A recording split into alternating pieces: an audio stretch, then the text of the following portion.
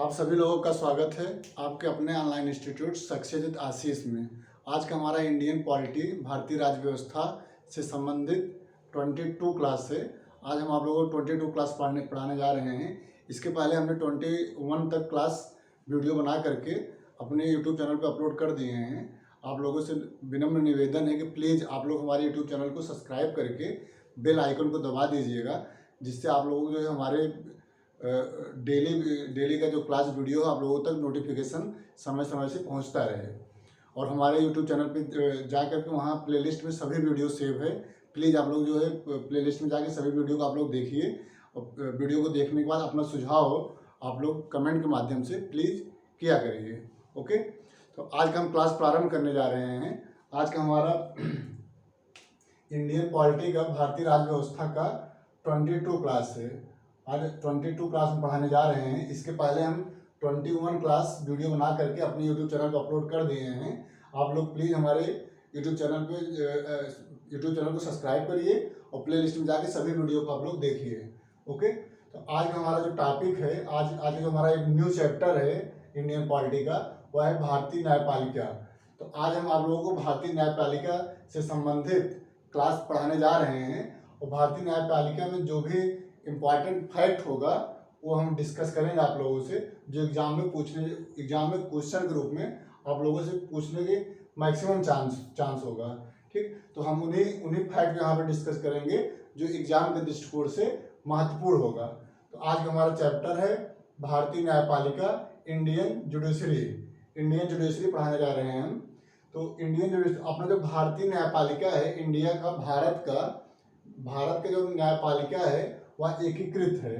ठीक है, यानी कि भारत की जो न्यायपालिका है वह एकीकृत है। इसको आप लोग अपने कापी में नोट कर लीजिए। एग्जाम में पूछा जाता है कि भारत की न्यायपालिका कैसी है, तो आप लोगों को एक आंसर देना होगा कि भारत की न्यायपालिका एकीकृत है। एकीकृत का अर्थ है कि भारत में या केंद्र का या राज्य का कोई अलग न्यायपालिका नहीं है, यानी कि भारत का एक ही न्यायपालिका है जो है एक श्रेणी वाइज एक दूसरे में, मतलब जैसे सुप्रीम कोर्ट है, फिर हाई कोर्ट है, फिर डिस्ट्रिक्ट कोर्ट है, तो ऐसे मतलब जो है एक दूसरे से, लेकिन सर्वोच्च जो है, जो सबसे उच्च है वो सर्वोच्च न्यायालय है। ठीक, इसलिए कोई मतलब राज्य का कोई अलग न्यायालय नहीं है। ओके, तो अपने यहाँ जो न्यायपालिका है वह एकीकृत है, मतलब एक ही जो है सुप्रीम कोर्ट है और उन्हीं का आदेश जो है ऊपर से नीचे तक पूरा सब उसको फॉलो करते, चाहे वो उच्च न्यायालय हो या जो डिस्ट्रिक्ट न्यायालय हो। ठीक है, तो अपने यहाँ अपना जो है भारत का न्यायपालिका एक एकीकृत न्यायपालिका है। इसको आप लोग अपने कापी में नोट कर लीजिए। भारत में न्यायपालिका एकीकृत है। पूरे देश में एक ही सर्वोच्च न्यायालय है। भारत में एक ही सर्वोच्च न्यायालय है जो दिल्ली में स्थित है। ओके, तो सर्वोच्च न्यायालय का जो भी आदेश होगा, इस सभी जो है उनके आदेशों का पालन करेंगे। इसलिए कहा जाता है कि भारत की न्यायपालिका एकीकृत है। ओके, भारत की जो न्यायपालिका है ये जो संघ के आकार के है। ठीक है, संघ के आकार के, यानी संघ के आकार के है ना। देखो, सर्वोच्च न्यायालय है ऊपर, फिर उच्च न्यायालय है, फिर जिला व सत्र न्यायालय है, फिर मुंसिफ न्यायालय है, फिर ग्राम पंचायत गांव में स्थित होता है। जिसको आप लोग, जैसे हम यहाँ पे स्ट्रक्चर बनाए हैं, ऐसे आप लोग भी अपने कापी में बना करके इसको याद करिए। ओके, तो सबसे शीर्ष पे सर्वोच्च न्यायालय होता है। सबसे शीर्ष पे सर्वोच्च न्यायालय स्थित है।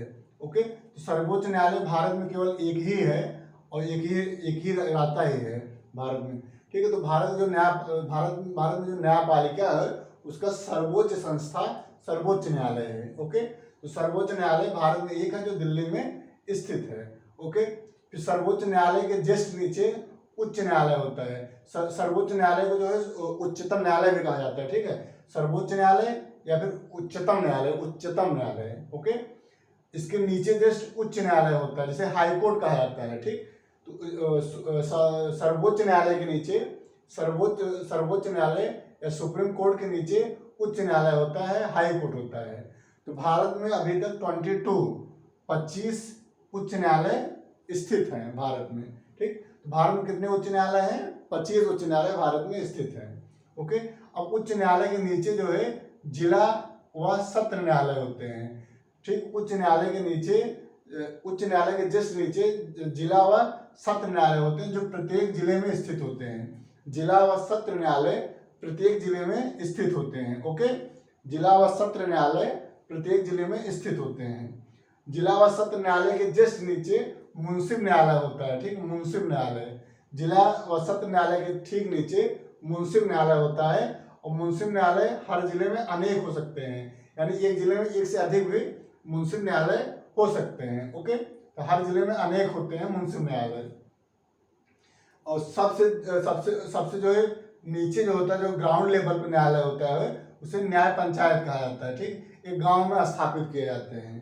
तो न्याय पंचायत जो है गांव में स्थापित किए जाते हैं। तो सबसे ग्राउंड लेवल पे न्याय पंचायत है। न्याय पंचायत के जस्ट ऊपर मुंसिफ न्यायालय है। मुंसिफ न्यायालय के जस्ट ऊपर जिला व सत्र न्यायालय है।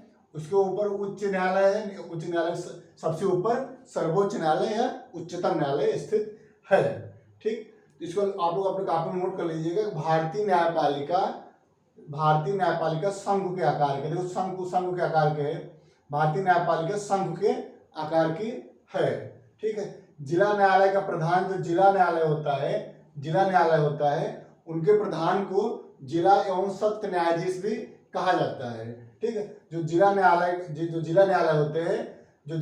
होता है, उनके प्रधान को जिला एवं सत्र न्यायाधीश कहा जाता है।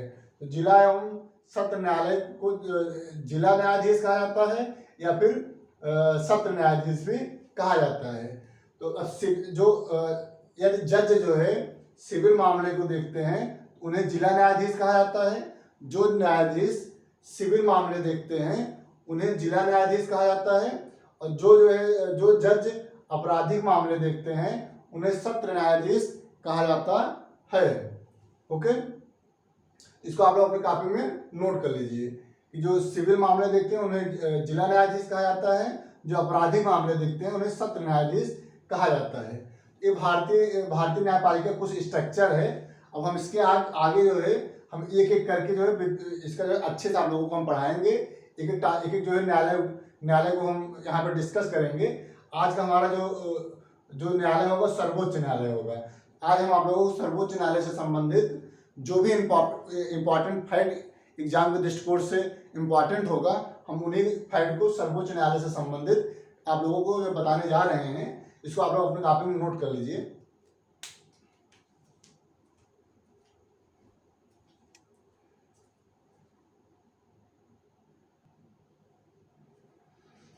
अगला हमारा सर्वोच्च न्यायालय। ठीक है, सर्वोच्च न्यायालय से संबंधित हम डिटेल आप लोगों को पढ़ाने जा रहे हैं। सर्वोच्च न्यायालय से संबंधित हम आप लोगों को जो डिटेल पढ़ाने जा रहे हैं, और हम उन्हीं फैक्ट को यहाँ पे डिस्कस करेंगे जो एग्जाम के दृष्टिकोण से महत्वपूर्ण है। ओके, तो आप लोग एक कॉपी ले लीजिए, एक पेन ले लीजिए। जो भी यहाँ पे हम इस व्हाइट बोर्ड पे लिखे हैं उसको समझाएं, उसको आप लोग अपनी कॉपी में नोट कर लीजिए, क्योंकि यहाँ पे जो भी हम पढ़ाएंगे वो बहुत इंपॉर्टेंट है एग्जाम पर्पज से। ओके, तो हम जो प्रारंभ करने जा रहे हैं सर्वोच्च न्यायालय से संबंधित डिस्कस। तो सर्वोच्च न्यायालय जो है संविधान के भाग 5 में सर्वोच्च न्यायालय से संबंधित बातें बताई गई हैं। ओके, सर्वोच्च न्यायालय किस संविधान में है सर्वोच्च न्यायालय से संबंधित?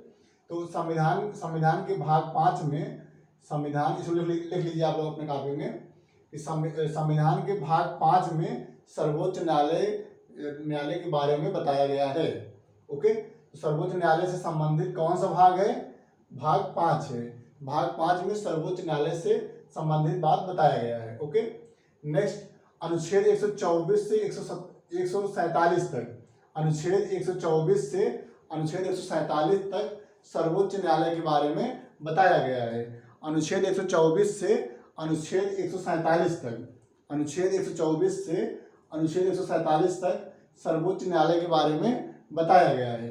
तो इसको आप लोग अपनी कॉपी में नोट कर लीजिए। अनुच्छेद 124 में अनुच्छेद 124 में सर्वोच्च न्यायालय के गठन के बारे में बताया गया है। ठीक है, तो उसमें जो है अनुच्छेद 124 में कहा गया है कि मतलब उसमें जो सर्वोच्च न्यायालय के गठन कैसे किया जाएगा, कितने न्यायाधीश होंगे, इन सब से संबंधित बातें अनुच्छेद 124 में कहा गया है। ओके, तो अनुच्छेद 24 में कहा गया है कि सर्वोच्च न्यायालय के गठन से संबंधित। ओके, तो इस समय वर्तमान में भारत में सर्वोच्च न्यायालय में कितने न्यायाधीश हैं मुख्य न्यायाधीश को लेकर के? तो वर्तमान में भारत में सर्वोच्च न्यायालय में कुल न्यायाधीश 34 हैं। 34 न्यायाधीश हैं, जिसमें मुख्य न्यायाधीश भी हैं। यानी मुख्य न्यायाधीश को निकाल लिया जाए तो 33 न्यायाधीश हैं, और मुख्य न्यायाधीश को अगर इसमें जोड़ दिया जाए तो कुल न्यायाधीश 34 हैं। ओके, तो 34 न्यायाधीश इस समय वर्तमान में सर्वोच्च न्यायालय में हैं। ओके, ये क्वेश्चन पूछा जाएगा आपको फैक्ट के रूप में कि वर्तमान में सर्वोच्च न्यायालय में कितने न्यायाधीश होते हैं। वर्तमान में सर्वोच्च न्यायालय में कितने न्यायाधीश होते हैं, तो आप लोगों को जो है आंसर देना है 34। तो वर्तमान में सर्वोच्च न्यायालय में 34 न्यायाधीश मतलब नियुक्त हैं। ओके, कुल न्यायाधीश कितने हैं सर्वोच्च न्यायालय में? 34, जिसमें मुख्य न्यायाधीश भी होते हैं। तो एक मुख्य न्यायाधीश होते हैं। और वर्तमान में जो मुख्य न्यायाधीश हैं सर्वोच्च न्यायालय के मुख्य न्यायाधीश वर्तमान में किसे नियुक्त किया गया है? ये अभी करंट में है। 24 अप्रैल 2021 को राष्ट्रपति के द्वारा NV रमन्ना को 48वें मतलब 48 मुख्य न्यायाधीश के रूप में शपथ दिलाई। यानी कि NV रमन्ना जो है इस समय मुख्य न्यायाधीश नियुक्त किए गए हैं सर्वोच्च न्यायालय में। ओके, सर्वोच्च न्यायालय के मुख्य न्यायाधीश कौन है इस समय? NV रमन्ना है, जो 48वें मुख्य न्यायाधीश नियुक्त किए गए हैं। अभी जो है राष्ट्रपति के द्वारा इनको शपथ 24 अप्रैल 2021 को दिलाया गया। ओके, ये करंट के रूप में इसको भी आप लोग नोट कर लीजिए, एग्जाम में पूछा जा सकता है। ओके, नेक्स्ट, सर्वोच्च न्यायालय कहाँ स्थित है? सर्वोच्च न्यायालय कहाँ स्थित है? तो ये जो दिल्ली में स्थित है। सर्वोच्च न्यायालय दिल्ली में स्थित है। दिल्ली में सर्वोच्च न्यायालय स्थित है। लेकिन सर्वोच्च न्यायालय जो है अपनी सुनवाई किसी भी जगह कर सकता है अकॉर्डिंग टू 130 आर्टिकल्स। अनुच्छेद 130 में कहा गया है कि मुख्य न्यायाधीश किसी भी जगह जो है सुनवाई कर सकते हैं। ठीक है, तो मुख्य न्यायाधीश अन्य स्थानों पर भी सुनवाई कर सकते हैं, लेकिन यदि मुख्य न्यायाधीश कहीं अन्य सुनवाई करना चाह रहे हैं तो इसकी परमिशन राष्ट्रपति से लेना होगा। यदि राष्ट्रपति आदेश देंगे तभी मुख्य न्यायाधीश किसी अन्य जगहों में अपनी सुनवाई कर सकता है। अदरवाइज दिल्ली में ही अपनी सुनवाई करता है। यानी कि सर्वोच्च न्यायालय अपनी सुनवाई दिल्ली में ही करता है, लेकिन किसी अन्य जगह में भी सुनवाई कर सकता है यदि राष्ट्रपति आदेश दे दें।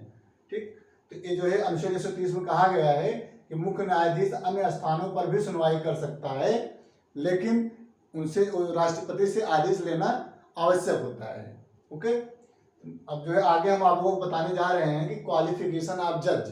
जो सर्वोच्च न्यायालय जो जज होते हैं उनकी क्या क्वालिफिकेशन होना चाहिए। ठीक, तो न्यायाधीश की योग्यताएं हैं, क्वालिफिकेशन ऑफ जज।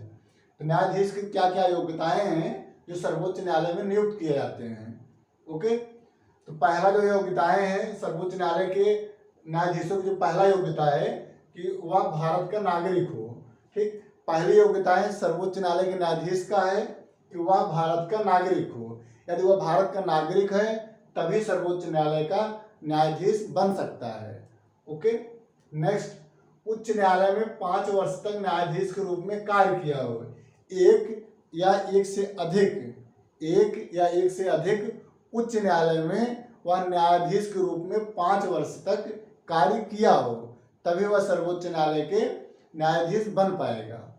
ओके, उच्च न्यायालय में 5 वर्ष तक न्यायाधीश के रूप में कार्य किया हो, एक या एक से अधिक उच्च न्यायालय में 5 वर्ष तक न्यायाधीश के रूप में कार्य किया हो, तभी वह सर्वोच्च न्यायालय का न्यायाधीश बन सकता है। ओके, नेक्स्ट क्वालिफिकेशन है कि उच्च न्यायालय में 10 वर्ष तक अधिवक्ता रह चुका है। यानी कि जो तीसरा क्वालिफिकेशन है कि यदि कोई जो है 10 वर्ष तक उच्च न्यायालय में कम से कम 10 वर्ष तक वह अधिवक्ता के रूप में कार्य किया है, तभी वह सुप्रीम कोर्ट का न्यायाधीश नियुक्त हो सकता है। ओके, उच्च न्यायालय में 10 वर्ष तक अधिवक्ता रह चुका हो, तब जाके वह सर्वोच्च न्यायालय का न्यायाधीश बन सकता है।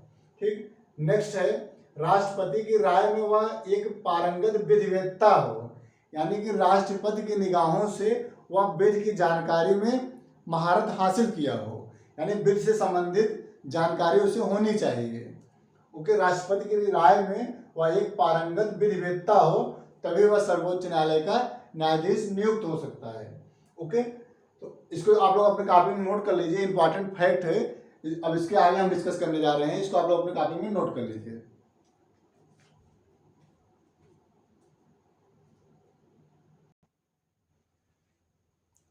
नेक्स्ट है सर्वोच्च न्यायालय से संबंधित हमारा अगला इंपॉर्टेंट है मुख्य न्यायाधीश की नियुक्ति। तो जो सर्वोच्च न्यायालय है उसकी जो मुख्य न्यायाधीश की नियुक्ति कौन करता है, यानी कि उच्चतम न्यायालय या सर्वोच्च न्यायालय में, सर्वोच्च न्यायालय को उच्चतम न्यायालय भी कहा जाता है, ठीक।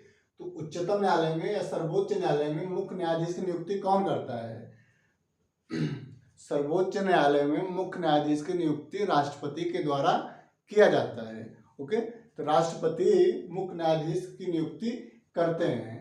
किस कंडीशन में करते हैं? मतलब ऐसे तो नहीं है सभी को जो मुख्य न्यायाधीश नियुक्त कर देंगे, यानी कि सर्वोच्च न्यायालय में जो वरिष्ठता के श्रेणी में जो वरिष्ठतम न्यायाधीश होंगे उन्हीं को जो है राष्ट्रपति मुख्य न्यायाधीश के रूप में नियुक्त करते हैं। ओके, इसको आप लोग अपने कॉपी में नोट कर लीजिएगा कि सर्वोच्च न्यायालय के मुख्य न्यायाधीश की नियुक्ति, तो मुख्य न्यायाधीश की नियुक्ति राष्ट्रपति के द्वारा किया जाता है।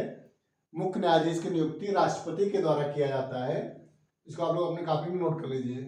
ओके, क्वेश्चन पीसीएस में पूछा गया है और आरओ में भी पूछा गया है कि मुख्य न्यायाधीश की नियुक्ति कौन करता है, तो मुख्य न्यायाधीश की नियुक्ति राष्ट्रपति के द्वारा किया जाता है। ओके, राष्ट्रपति वरिष्ठतम न्यायाधीश को मुख्य न्यायाधीश के रूप में नियुक्त करता है, यानी जो सर्वोच्च न्यायालय में सबसे वरिष्ठ न्यायाधीश होंगे उन्हीं को जो है राष्ट्रपति मुख्य न्यायाधीश के रूप में नियुक्त करता है। ओके, तो राष्ट्रपति वरिष्ठतम न्यायाधीश को मुख्य न्यायाधीश के रूप में नियुक्त करता है। तो इसको आप लोग अपने काफी नोट कर लीजिए, ये भी इंपॉर्टेंट फैक्ट है। ओके, इसके आगे हम अब जो बताने जा रहे हैं नेक्स्ट हमारा है कि अन्य न्यायाधीश की नियुक्ति कौन करता है, यानी कि मुख्य न्यायाधीश की नियुक्ति तो राष्ट्रपति करता है, लेकिन अन्य न्यायाधीश की नियुक्ति कौन करता है, तो अन्य न्यायाधीश की नियुक्ति भी राष्ट्रपति के द्वारा ही किया जाता है। ओके, तो अगला हमारा हेडिंग है कि अन्य न्यायाधीश की नियुक्ति। तो आप लोग अपने कॉपी में नोट करिएगा इसको, अन्य न्यायाधीश की नियुक्ति कौन करता है, तो राष्ट्रपति के द्वारा की जाती है। ओके, तो अन्य न्यायाधीश की नियुक्ति भी राष्ट्रपति के द्वारा किया जाता है, लेकिन राष्ट्रपति अपने स्वेच्छा के अनुसार वह अन्य न्यायाधीश की नियुक्ति नहीं करता है। वह मुख्य न्यायाधीश के द्वारा बताए गए व्यक्ति को ही न्यायाधीश के रूप में नियुक्त करता है, यानी कि जो सर्वोच्च न्यायालय के मुख्य न्यायाधीश होते हैं वह उन्हीं के सलाह के अकॉर्डिंग न्यायाधीश राष्ट्रपति द्वारा नियुक्त किए जाते हैं। ओके, अन्य न्यायाधीश की नियुक्ति कौन करता है? राष्ट्रपति करते हैं, और राष्ट्रपति उन्हीं व्यक्ति को न्यायाधीश नियुक्त करेंगे जिनकी सलाह मुख्य न्यायाधीश देते हैं राष्ट्रपति को। तो राष्ट्रपति मुख्य न्यायाधीश की सलाह पर अन्य न्यायाधीशों की नियुक्ति करता है। राष्ट्रपति मुख्य न्यायाधीश के सलाह पर अन्य न्यायाधीशों की नियुक्ति करता है। इसको आप लोग अपने कॉपी में नोट कर लीजिए, ये भी इंपॉर्टेंट फैक्ट है। ओके, नेक्स्ट है कार्यकारी मुख्य न्यायाधीश की नियुक्ति, यानी कार्यकारी मुख्य न्यायाधीश की नियुक्ति सर्वोच्च न्यायालय में यह प्रावधान है कि वहां पे कार्यकारी मुख्य न्यायाधीश की नियुक्ति किया जाता है। ओके, तो कार्यकारी मुख्य न्यायाधीश की नियुक्ति कहाँ किया जाता है? सुप्रीम कोर्ट में किया जाता है, लेकिन किस कंडीशन में किया जाता है? ये क्या कंडीशन, आप लोग इसको जो है अच्छे से सुनिए और समझिए कि जो कार्यकारी मुख्य न्यायाधीश होते हैं उनकी नियुक्ति तो राष्ट्रपति करते हैं, ठीक, लेकिन किस कंडीशन में किया जाता है? सर्वोच्च न्यायालय में कार्यकारी मुख्य न्यायाधीश की नियुक्ति कब किया जाता है? यदि मान लीजिए कि सर्वोच्च न्यायालय के मुख्य न्यायाधीश किसी भी कारणवश अनुपस्थित हैं, अवकाश लेकर छुट्टी हुए हैं, तो उनके कार्यों को कौन करेगा? तो राष्ट्रपति का पावर है कि वह न्यायाधीशों में जो अन्य न्यायाधीश हैं, मुख्य न्यायाधीश के अलावा जो अन्य न्यायाधीश हैं उन्हीं में से राष्ट्रपति किसी एक को मुख्य कार्यकारी न्यायाधीश के रूप में नियुक्त करते हैं। ठीक, तो राष्ट्रपति का यह पावर है कि कार्यकारी मुख्य न्यायाधीश की नियुक्ति सर्वोच्च न्यायालय में करता है राष्ट्रपति। ओके, अनुच्छेद 126 में, इसको अनुच्छेद आप लोग नोट कर लीजिएगा, अनुच्छेद 126, अनुच्छेद 126, अनुच्छेद 126 में कार्यकारी मुख्य न्यायाधीश की नियुक्ति के बारे में बताया गया है। ओके, तो कार्यकारी मुख्य न्यायाधीश की नियुक्ति अनुच्छेद 126 में दिया गया है और इसमें कहा गया है कि सर्वोच्च न्यायालय में कार्यकारी मुख्य न्यायाधीश की नियुक्ति का प्रावधान है, यानी कि सर्वोच्च न्यायालय में कार्यकारी मुख्य न्यायाधीश की नियुक्ति की जा सकती है according to articles 126। Okay, next, राष्ट्रपति कार्यकारी मुख्य न्यायाधीश नियुक्त कर सकता है, यानी राष्ट्रपति के द्वारा ही कार्यकारी मुख्य न्यायाधीश की नियुक्ति किया जाता है। लेकिन कब किया जाता है? यदि मुख्य न्यायाधीश अनुपस्थित हो। जब मुख्य न्यायाधीश अनुपस्थित हो तो इस कंडीशन में राष्ट्रपति के द्वारा कार्यकारी मुख्य न्यायाधीश की नियुक्ति सर्वोच्च न्यायालय में किया जाता है। ओके, ये जो है आप लोग अपनी कॉपी में नोट कर लीजिए, इसके आगे हम पढ़ाने जा रहे हैं, इसको आप लोग अपनी कॉपी में नोट कर लीजिए।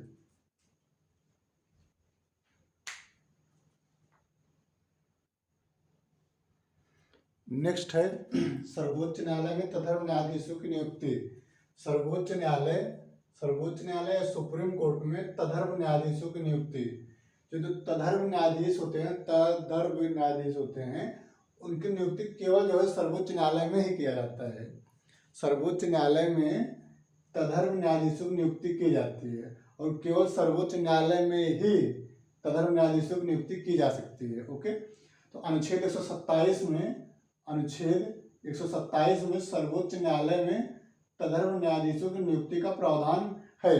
ये क्वेश्चन बहुत पूछा जाता है कि सर्वोच्च न्यायालय में जो तदर्थ न्यायाधीश होते हैं उनकी नियुक्ति किस अनुच्छेद में दी गई है। तो अनुच्छेद 127, अनुच्छेद 127 में सर्वोच्च न्यायालय में तदर्थ न्यायाधीश की नियुक्ति का प्रावधान है। इसको आप लोग अपने कॉपी में नोट कर लीजिए कि तदर्थ न्यायाधीश की नियुक्ति अनुच्छेद 127 में दी गई है। ओके, इनकी नियुक्ति कौन करता है? तदर्थ न्यायाधीशों की नियुक्ति सर्वोच्च न्यायालय में कौन करता है? तो तदर्थ न्यायाधीशों की नियुक्ति मुख्य न्यायाधीश के द्वारा राष्ट्रपति की पूर्व सहमत से नियुक्त की जाती है। यानी जो तदर्थ न्यायाधीश होते हैं इनकी नियुक्ति मुख्य न्यायाधीश ही करता है, लेकिन इसके पूर्व सहमति राष्ट्रपति से लेना होता है। यानी राष्ट्रपति या सहमत हो गए कि जो है किसको तदर्थ न्यायाधीश नियुक्त किया जाएगा, तब मुख्य न्यायाधीश के द्वारा सर्वोच्च न्यायालय में तदर्थ न्यायाधीश की नियुक्ति की जाती है। ओके, तो तदर्थ न्यायाधीशों की नियुक्ति मुख्य न्यायाधीश के द्वारा, तदर्थ न्यायाधीशों की नियुक्ति मुख्य न्यायाधीश के द्वारा राष्ट्रपति के पूर्व सहमति से ही नियुक्ति की जाती है। यानी कि राष्ट्रपति को सहमत होना चाहिए। राष्ट्रपति सहमत हैं तभी जो है मुख्य न्यायाधीश के द्वारा तदर्थ न्यायाधीशों की नियुक्ति सर्वोच्च न्यायालय में की जाती है। तो ऐसे कौन से कंडीशन है कि जब सर्वोच्च न्यायालय में तदर्थ न्यायाधीश की नियुक्ति की जाती है, तो वह कंडीशन क्या है? इनकी नियुक्ति तब की जाती है जब सर्वोच्च न्यायालय में न्यायाधीश की जो कोटा होता है जो वो कम हो, यानी कि न्यायाधीश की जब कमी होती है सर्वोच्च न्यायालय में किसी सत्र में, सर्वोच्च न्यायालय के किसी सत्र में जब न्यायाधीशों की कमी होती है, तो इस कमी को पूरा करने के लिए सर्वोच्च न्यायालय के मुख्य न्यायाधीश के द्वारा तदर्थ न्यायाधीशों की नियुक्ति की जाती है। ओके, तो तदर्थ न्यायाधीशों की नियुक्ति कब की जाती है? जब सर्वोच्च न्यायालय में न्यायाधीश की कमी होती है।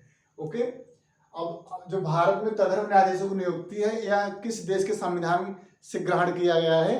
तो यह फ्रांस के संविधान से ग्रहण किया गया है। ओके, तो तदर्थ न्यायाधीश की नियुक्ति जो भारत में किस देश के संविधान से ग्रहण किया गया है? तो फ्रांस के संविधान से ही भारत में अपनाया गया है। ओके,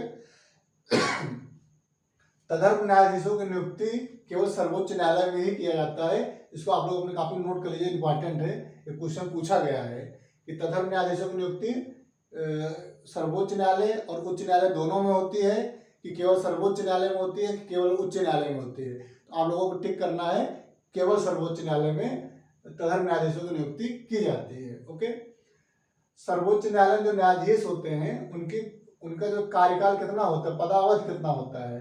न्यायाधीश की पदावधि 65 वर्ष होता है, यानी 65 वर्ष 65 वर्ष होता है। सर्वोच्च न्यायालय के जो न्यायाधीश होते हैं उनकी पदावधि 65 वर्ष होता है। ठीक है, तो सर्वोच्च न्यायालय के न्यायाधीशों की पदावधि 65 वर्ष होता है। लेकिन 65 वर्ष के पूर्व भी सर्वोच्च न्यायालय के न्यायाधीश मुख्यमंत्री को अपना रिजाइन दे सकते हैं। ओके, कोई जरूरी नहीं 65 वर्ष तक अपना जो है कार्य करेंगे, उसके पहले भी राष्ट्रपति को त्याग पत्र दे सकते हैं। ठीक, तो यदि कोई न्यायाधीश राष्ट्रपति को संबोधित अपने हस्ताक्षर सहित लेख द्वारा कभी भी अपना त्याग पत्र दे सकता है। यानी कोई भी न्यायाधीश राष्ट्रपति को अपना त्याग पत्र कभी भी दे सकता है। ओके, तो कोई न्यायाधीश राष्ट्रपति को संबोधित अपने हस्ताक्षर सहित लेख द्वारा कभी भी अपना त्याग पत्र दे सकता है। ओके, नेक्स्ट, न्यायाधीशों को हटाया जाना, यानी कि सर्वोच्च न्यायालय में जो न्यायाधीश होते हैं उनको किस प्रक्रिया के द्वारा उनके पद से हटाया जाता है। ठीक, ये बहुत इंपॉर्टेंट है, यहाँ से क्वेश्चन हर एग्जाम में पूछे जाते हैं, प्रत्येक साल पूछे जाते हैं, और ये सेक्शन इंपॉर्टेंट। सर्वोच्च न्यायालय में ये जो न्यायाधीश को हटाया जाता है, ये जो है सेक्शन सर्वोच्च न्यायालय में बहुत ही इंपॉर्टेंट है। इसको आप लोग थोड़ा सीरियस होकर देखिए कि न्यायाधीशों को हटाया जाना, यानी कि जो न्यायाधीश हटाए जाते हैं वो किस प्रक्रिया के द्वारा उनको उनके पद से हटाया जाता है। तो ये दो न्यायाधीशों को हटाने का जो आधार होता है, 2 आधार होता है।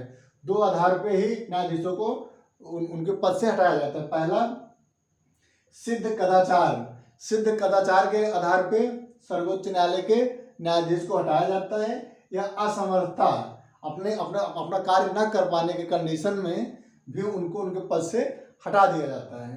ठीक, तो ये जो सर्वोच्च न्यायालय के न्यायाधीश को जो हटाने का जो प्रस्ताव है वह जो है लोकसभा या राज्यसभा सदन के किसी भी संसद के किसी भी सदन में उसको प्रस्तुत किया जा सकता है। ठीक, तो न्यायाधीशों को हटाया जाना 2 कंडीशन होता है, सिद्ध कदाचार पे, असमर्थता पे, यानी असमर्थ हो। ठीक, असमर्थता पे न्यायाधीशों को हटाया जाता है। तो यह जो प्रस्ताव होता है, प्रस्ताव संसद के किसी भी सदन में लाया जा सकता है। यानी न्यायाधीशों को हटाने का जो प्रस्ताव होता है वह प्रस्ताव संसद के किसी भी सदन में लाया जा सकता है, लेकिन प्रत्येक सदन द्वारा अपनी कुल सदस्य संख्या के बहुमत प्रत्येक सदन द्वारा अपनी कुल सदस्य संख्या के बहुमत तथा उपस्थित और मतदान करने वाले सदस्यों को 2/3, ठीक है, 2 है तो 2/3 बहुमत से पारित होना चाहिए। 2/3 बहुमत से पारित होना चाहिए। 2/3 यहाँ लिख लीजिए बहुमत, 2/3 बहुमत से पारित होना चाहिए। ओके, इसको एक बार फिर आप लोग जो है इसको सुन लीजिए, इसको आप नोट कर लीजिए कि जो न्यायाधीश को हटाया जाता है उनका जो प्रस्ताव होता है वह संसद के किसी भी सदन में लाया जा सकता है, और प्रत्येक सदन के द्वारा अपनी कुल सदस्य संख्या के बहुमत तथा उपस्थित और मतदान करने वाले सदस्यों को 2/3 बहुमत से पारित होना चाहिए। ठीक, नेक्स्ट, लोकसभा में जो प्रस्ताव न्यायाधीशों को हटाने का जो प्रस्ताव होता है, सर्वोच्च न्यायालय में न्यायाधीशों को हटाने का जो प्रस्ताव होता है वह लोकसभा में लाने के लिए कम से कम 100 सदस्यों की हस्ताक्षर होना चाहिए। यानी यदि हमें लोकसभा में वह प्रस्ताव ले आना है, जो प्रस्ताव न्यायाधीशों को हटाया जाना है, जिस प्रस्ताव से न्यायाधीशों को हटाया जाना है वह प्रस्ताव लोकसभा में कम से कम 100 सदस्यों के द्वारा हस्ताक्षरित होना चाहिए।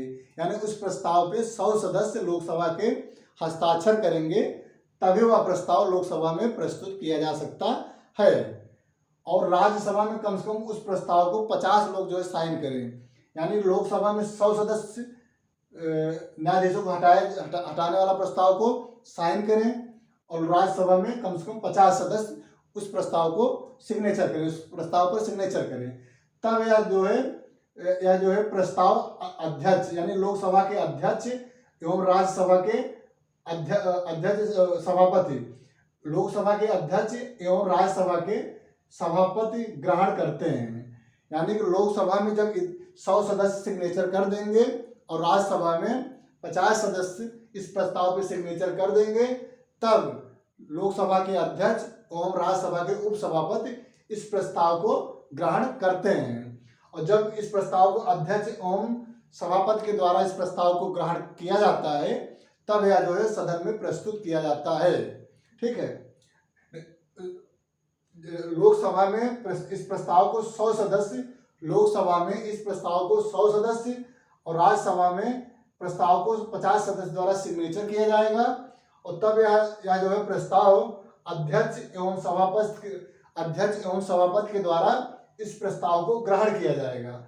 और अध्यक्ष एवं सभापति जब इस प्रस्ताव को स्वीकार करेंगे, तब एक समिति जो है का निर्माण किया जाता है, एक समिति का निर्माण किया जाता है, एक समिति का निर्माण किया जाएगा। उस समिति में 3 सदस्य होंगे, एक सर्वोच्च न्यायालय का न्यायाधीश, दूसरा उच्च न्यायालय का न्यायाधीश और तीसरा कोई अन्य विधि से संबंधित जानकारी रखने वाला।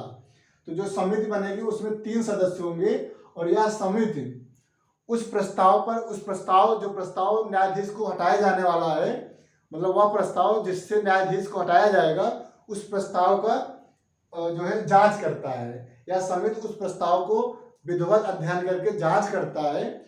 यदि इस समिति के द्वारा उस जांच में कुछ कमी पाई गई, तब जो है इस समिति के सुझाव पे ही इस प्रस्ताव को लोकसभा में एवं राज्यसभा में प्रस्तुत किया जाता है। ओके, तो लोकसभा और राज्यसभा में जब प्रस्ताव प्रस्तुत किया जाएगा, तो वहाँ बहुमत के आधार पे इस प्रस्ताव को पास कर दिया जाएगा। तब राष्ट्रपति के द्वारा न्यायाधीश को उनके पद से हटा दिया जाता है। ओके, तो इनके जो न्यायाधीश को जो हटाने की प्रक्रिया है, एक बहुत जटिल प्रक्रिया है, ये आसान प्रक्रिया नहीं होता है। ठीक है, तो जो सुप्रीम कोर्ट सर्वोच्च न्यायालय के जो न्यायाधीश होते हैं, उनको उनके पद से हटाने के जो प्रक्रिया है बहुत कठिन है। ठीक, तो सर्वोच्च न्यायालय के न्यायाधीश को उनके पद से हटाने से संबंधित जो प्रक्रियाएं हैं वो बहुत ही जटिल प्रक्रिया है, वो बहुत जटिल प्रक्रिया है, आसान प्रक्रिया नहीं है उनको हटाना उनके पद से। ओके, तो इसलिए अभी तक भारत में सुप्रीम कोर्ट में किसी भी जज के खिलाफ कोई भी प्रस्ताव मतलब अभी पास नहीं हुआ है लोकसभा राज्यसभा द्वारा। यानी कि इस प्रस्ताव के द्वारा किसी भी न्यायाधीश को अभी तक हटाया नहीं गया है। 1-2 लोग हैं जिनके खिलाफ यह प्रस्ताव लाया गया था, लेकिन वह कंप्लीट नहीं हुआ था, उसके पहले भी वो इस्तीफा दे दिए थे। ओके, तो ये जो है सर्वोच्च न्यायालय के न्यायाधीश को हटाने की प्रक्रिया थी, जो बहुत ही जटिल प्रक्रिया है और क्वेश्चन यहाँ से पूछा जा सकता है। इसलिए आप लोग अपने कॉपी में इसको नोट कर लीजिए और इसको नोट करके बराबर इसको याद करिए। ओके, तो आज के क्लास में हमने डिस्कस किया आप लोगों से कि जो भारत की जो न्यायपालिका है, भारत की जो न्याय व्यवस्था है, न्यायपालिका है, उनसे संबंधित हमने आप लोगों से डिस्कस किया। और आज हम सर्वोच्च न्यायालय के बारे में आप लोगों को डिटेल जो है आप लोगों से डिस्कस किए। अब अगला हमारा जो क्लास होगा वो सर्वोच्च न्यायालय के कार्यक्षेत्र एवं अधिकार, यानी कार्यक्षेत्र क्या क्या हैं, सर्वोच्च न्यायालय के क्या क्या कार्यक्षेत्र हैं, उनसे संबंधित हम आप लोगों को जो है पढ़ाएंगे अगले क्लास में। आज की क्लास में इतना ही। तो आप लोग जो है प्लीज़ इस क्लास वीडियो को आप लोग देखिए और देख करके एक नोट्स बनाइए, इसको आप लोग रिवाइज करिए। ओके, तो आज की क्लास में इतना ही। अब अगले क्लास में हम डिस्कस करेंगे। ओके, तो आप लोगों से निवेदन है, प्लीज़ आप लोग हमारे इस वीडियो के लिंक को आप लोग शेयर करिए, हमारे यूट्यूब चैनल को सब्सक्राइब करिए, लाइक करिए, कमेंट करिए प्लीज़। तो आज की क्लास में इतना ही। बहुत बहुत धन्यवाद। Thank you so much.